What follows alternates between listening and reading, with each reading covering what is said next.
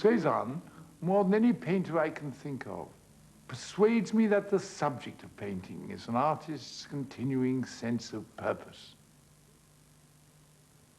The sense by which an individual lives his everyday life is the sense of sight. Yet the eye generates and nourishes another kind of life as well.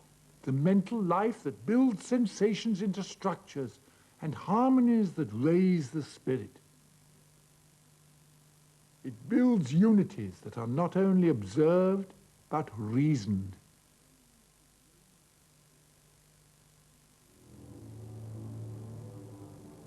Cezanne was born here in Aix-en-Provence. He died here.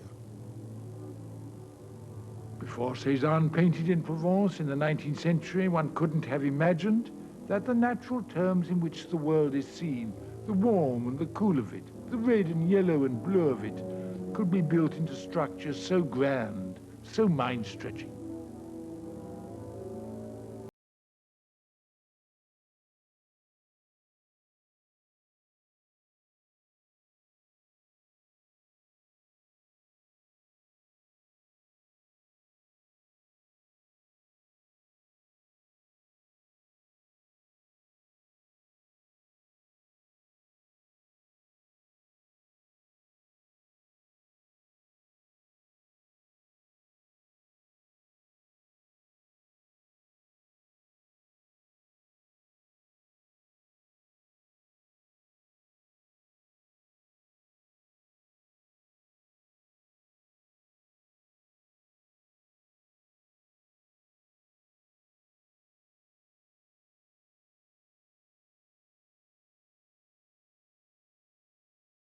Its sunny, peaceful face shows us a new way for the imagination to build its dream of natural grandeur.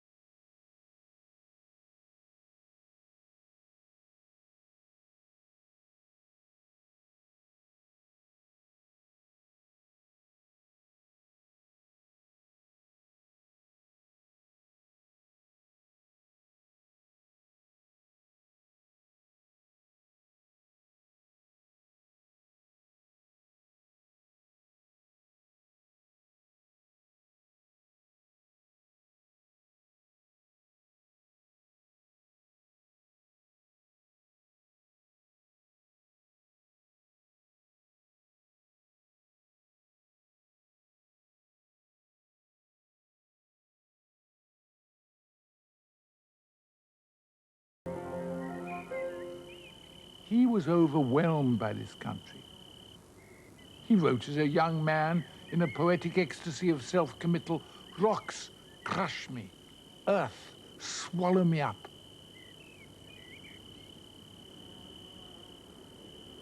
The happiest days of Cezanne's boyhood were the days spent in the company of school friends, among them Émile Zola, to swim, climb, discuss hopeless, visionary loves, and shout romantic poetry under the trees. The sense of comradeship and the country always remained for Cezanne the sentiment stirred in us by the good son of Provence.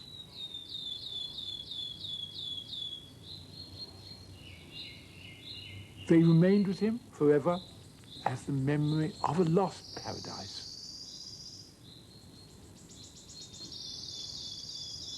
Cezanne was impelled by passion from the start, and by the end of his life, his passion was fulfilled in a wholly new harmony parallel with nature. Like most artists, Cezanne never sold enough to live on, and until he was 49, he remained dependent on the allowance his father, the self-made banker of Aix, paid him. For as long as his father lived, Cezanne was at the mercy of a remarkable and formidable man, impatient and ruthless, like a character in Balzac, and generally unsympathetic to his son.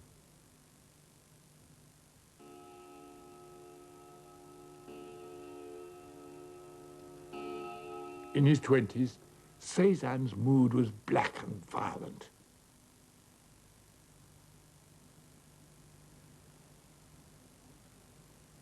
In the painting of Murder, violence like a terrific gust of wind overtakes an innocent victim. Indeed, it dismembers murderer and victim alike. The rape was a dream of erotic fatality. The bodies convulse in a quivering knot. There's nothing like this cruel passion in the painting of Cezanne's generation. It is the last convulsion of the dream of the romantic movement that habitually mingled love and death. It was a dream that never augured well for the dreamer.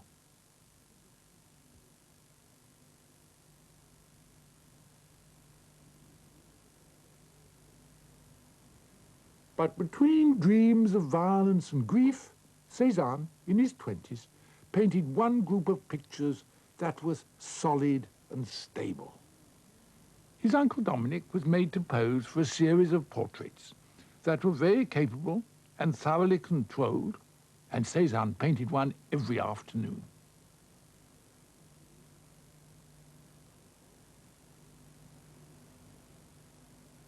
Anyone who paints portraits like this at the rate of one a day is uncommonly talented.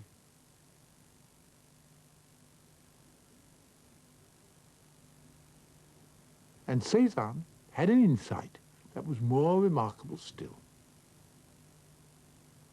He realized that painting in tones of grey paved the way to pictures united by tone.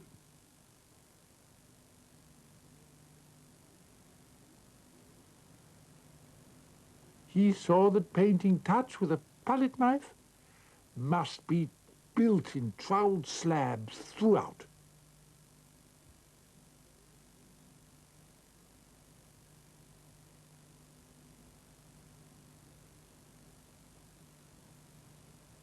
He had evolved to himself the modern idea of a unity inherent in the handling of paint.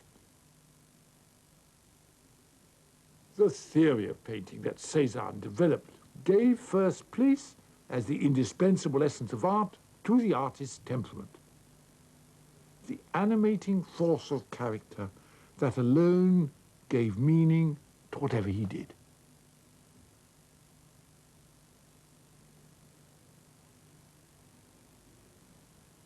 The monumental quality that he gave his painter friend, Empereur, endowed the little hunchback with dignity. It was the tribute of one powerful personality to another. He recognized a kinship to the instability and desperation of his own mood, which never left him all his life. The Empereur portrait bears a plain, proud claim for his friend and for painting. Achille, Empereur, painter. And it's stenciled on the canvas. It's part of the painting, an integral part of the new picture object. 40 years later, Picasso and Braque not only stenciled the inscriptions that were part of their paintings, they owed their whole freedom to Cezanne. In 1872, the turbulence of Cezanne's image of himself was turning into something else. Love was no longer inseparable from death. Indeed, he was living in Paris as happily as he ever did, with a girl. Their son had just been born. He went to stay in Auvers, 25 miles from Paris, and modeled his work and himself on his friend, the impressionist Camille Pissarro.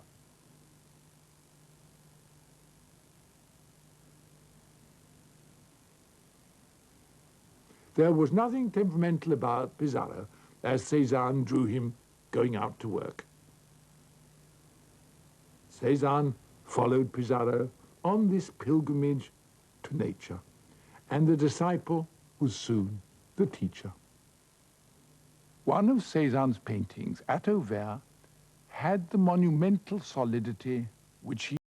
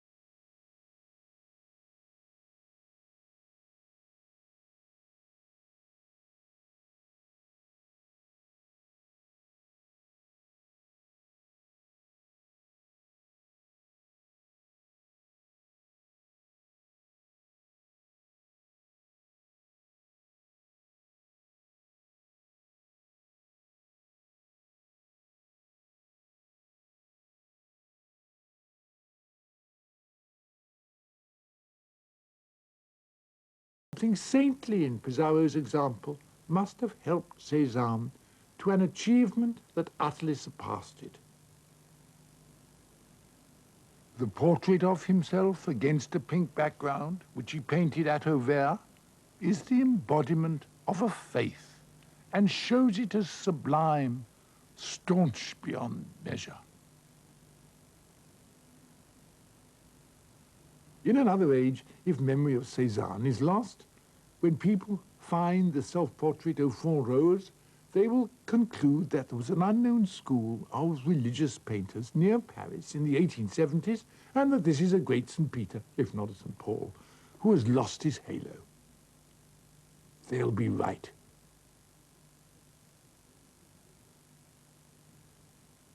The unshakable stance to nature and to art, which the sublimation of Cezanne's passion gave him, is the rock on which the modern spirit, sometimes rather incongruously, built its church. In Cezanne's pursuit of self-possession, the self-portrait au fond rose was a giant's stride. Soon, he had an admirer who bought his work in quantity. Victor Choquet, a civil servant in customs and excise. Choquet became not only a patron and a friend, but a personal example of the kind that meant most to Cezanne.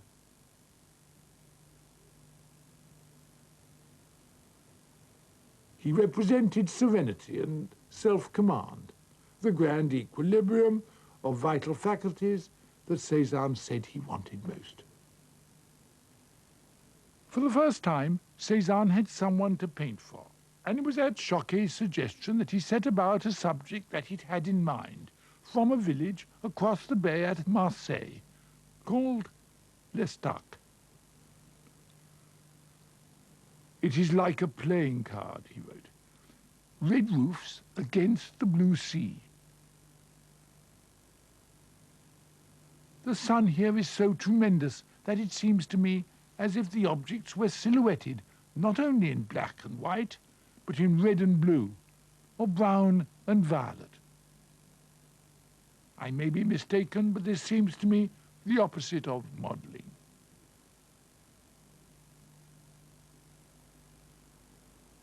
He knew he was not mistaken. The block-like unity which he built into his portrait of Choquet in his patron's apartment in Paris was the unity of color. Colors press one against another to make an image like architecture, cemented unshakably, figure, furniture, frames and all, into the rectangle of the picture.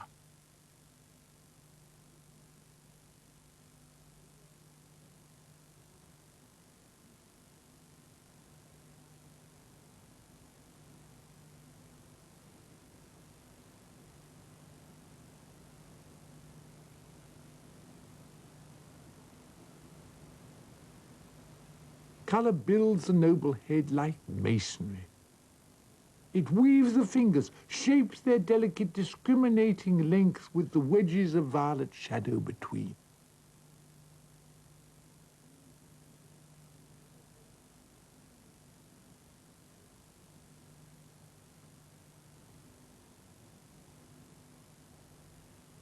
Color made the portrait of Hortense, the mother of his son.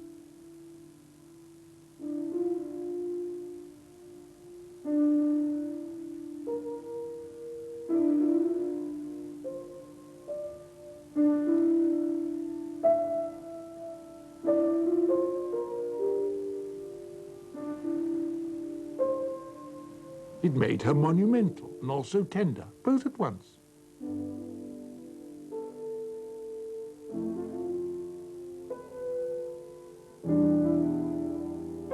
Stripes of blue and yellow press against each other to build the shape. But each color, however strong and pressing, carries in it some of the other, as if to complete it. There were yellow modulations in the blue stripes, and on the yellow wallpaper, the pattern is blue. The red armchair modulates into violet.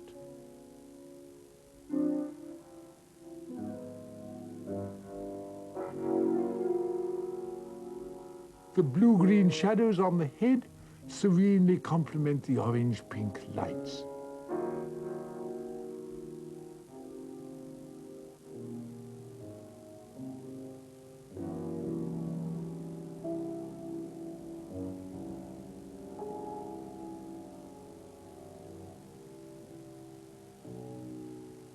Cezanne found that colors defined landscape, too, in the new way.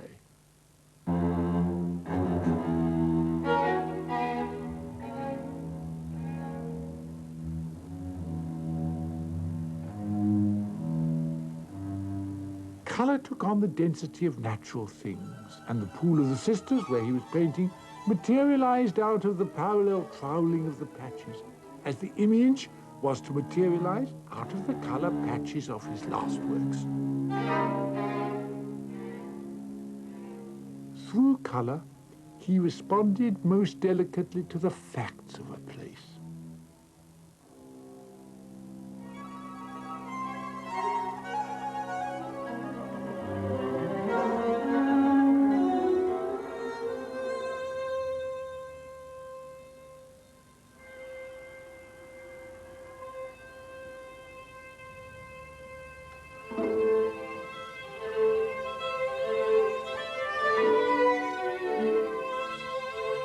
The swelling and narrowing of a trunk, the bending of branches, and the oblique parallels of leaves are the lines along which colors meet and divide the surface in a living pattern.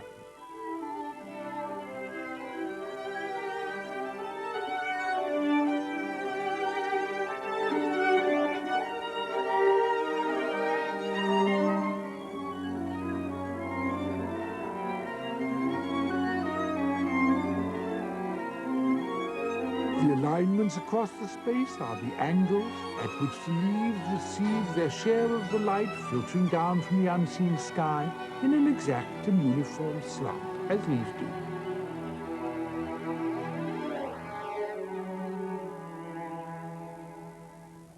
The parallel patches knit together like Choquet's fingers.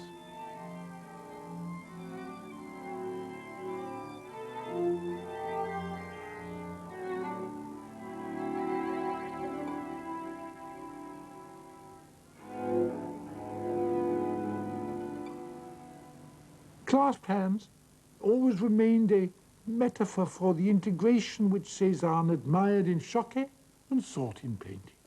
He used to demonstrate it with the very gesture that he had portrayed. I grasp my motif, he said. He joined his hands. That's what a motif is. Do you see? That's what you have to get. He separated his hands, then brought them together again, interlacing the fingers, but slowly.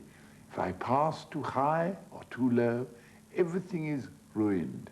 Not one link can be loose, to leave a crevice where light or truth can escape. If these volumes correspond to the planes, the patches, which exist there under our eyes, very well. My picture joins hands. It is truthful and full. He cut off his son's allowance and opened his mail. Cezanne came out of the ordeal with a hard-won independence, and it was entrenched in style. It wasn't merely a new kind of mark, it was a new philosophy, a new marriage of vision to flatness. It was a new conception of the art of painting and of the painter himself. The grandeur now had extraordinary simplicity and scale. The fruit on his studio bench, even the round rim of his fruit dish, took on a lumpish massiveness.